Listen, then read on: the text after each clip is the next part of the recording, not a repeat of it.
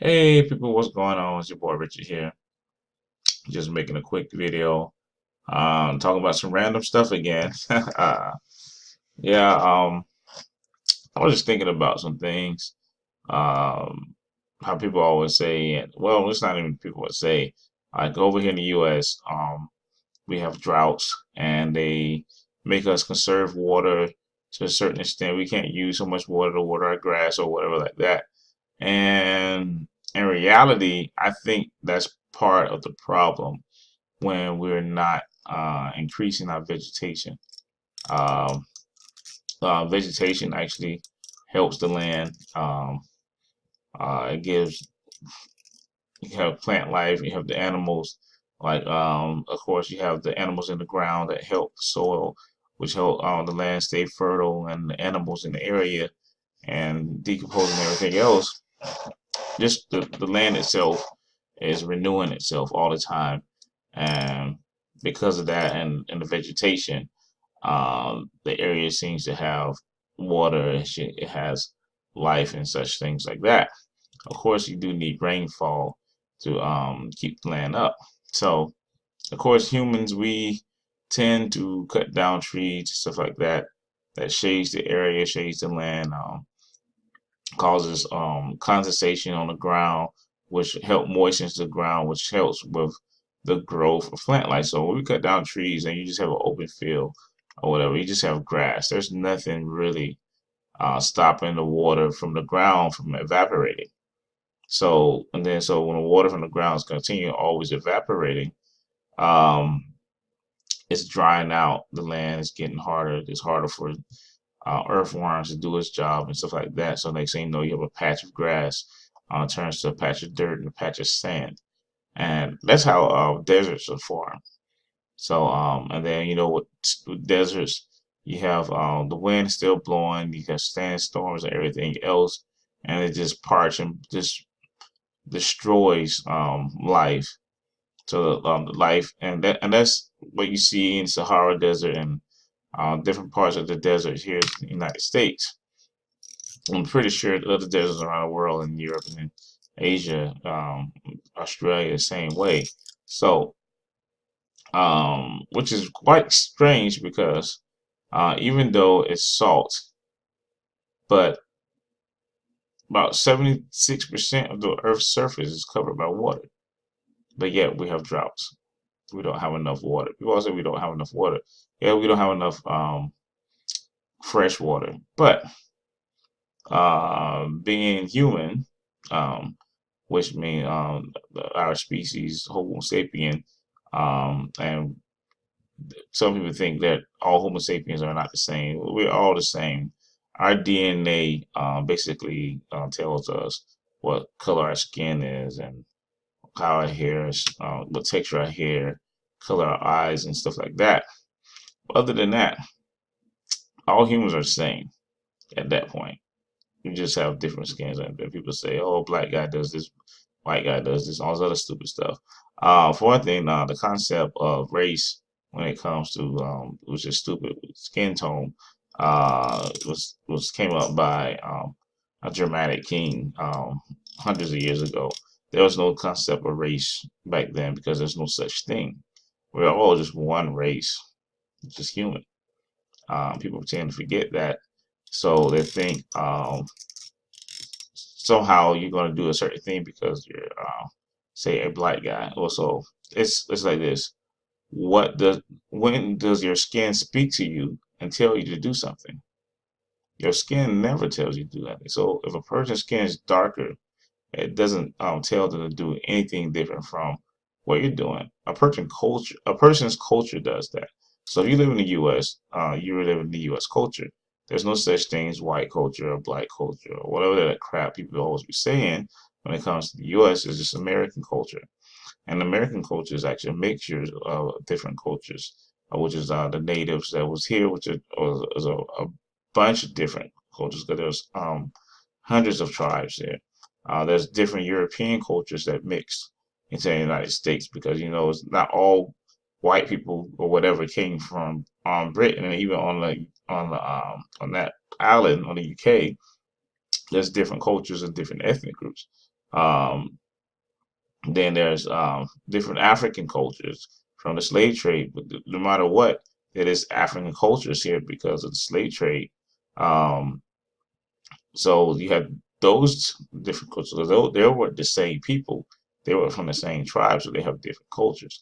So all these cultures came together and mixed together, which forms the American culture. So in saying that, so when you start looking at things, you start looking at things a certain way. Most Americans do think the same way, and most people want the same things. They want um, basically uh, a good family, a safe place for their family, and a nice family life. That's what most people want, no matter what color their skin is. That's what they want. And so when it comes to the United States, you're looking at our country, and you're looking at that we're having droughts, and you're saying we don't have the water. We have the technology, and we know have the know-how of how to fix a lot of these problems. We do have people in place um, within our government, which are lobbied by other companies, so people that are just ran by greed, um, to keep people in a certain place. And you know this because you got to go back through history and the early U.S. history, and just think of Bacon's Rebellion. Look that up, Bacon's Rebellion. So you start looking at it. But anyway, we have the technology to stop, like say, a desert. If you have a large desert, we could turn 25%. If you want to keep, because there is desert life animals that adapted and live in deserts, so you don't want to take away their habitat completely. But we can turn 25% of our deserts into lush green landscape. You need water. You need drinkable water. And if you have drinkable water, no matter what, if it's not raining, you will still have water to drink. You will still have water for irrigation, no matter what. The same thing when you're using the same technology. You can turn 25% the Sahara Desert to lush green, like have plants and stuff like that.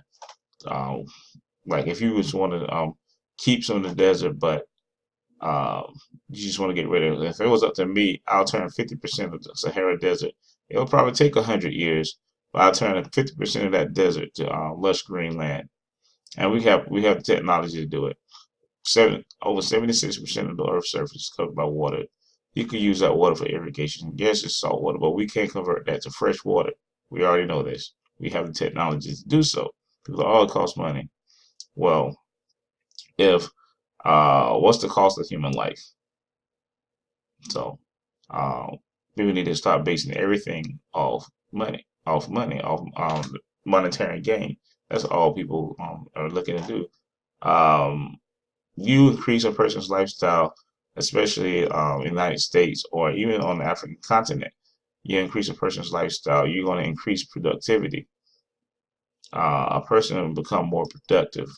You'll be able to get more out of a person because you gave them a proper environment to flourish in. If a person, oh, that's all that really matters. People need the proper environment to flourish in, which comes back to the same thing that people always want. They want a nice place for their family. They want stability for their family. They want a safe place for their family. You give people these things.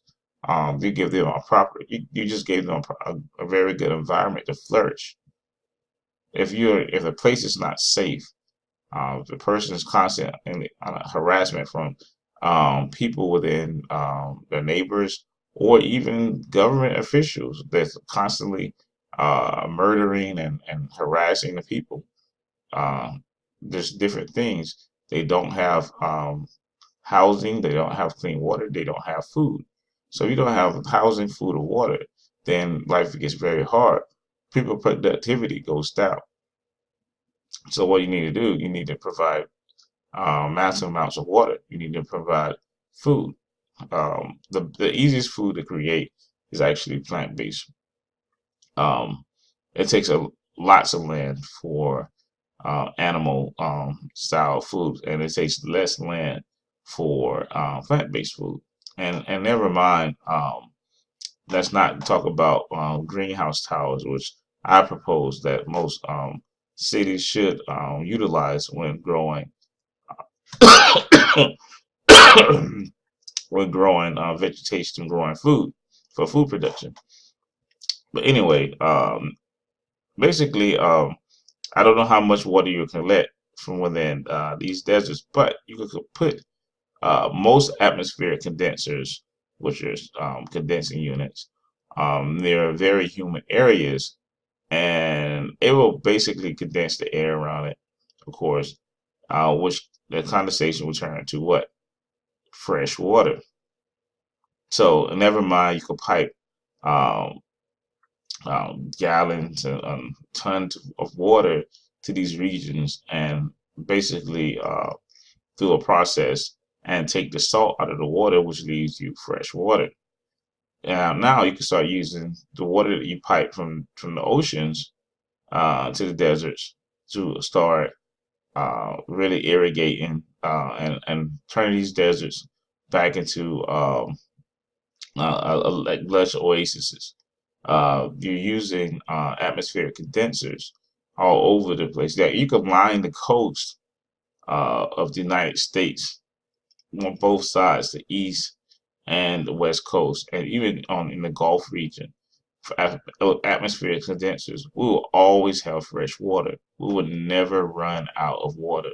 You can line the coast of the entire continent of Africa, never mind pipes from the water into the interiors of the continent, and you will always have fresh water. So people are not there. There are different ways that people can do that. You could get rid of like if there's a drought because there's not that much rain in the inland or rain in the area. It doesn't matter if you have atmospheric condensers working. You'll always have fresh water. So you can use water as much as you want because you always have it. We're surrounded by it.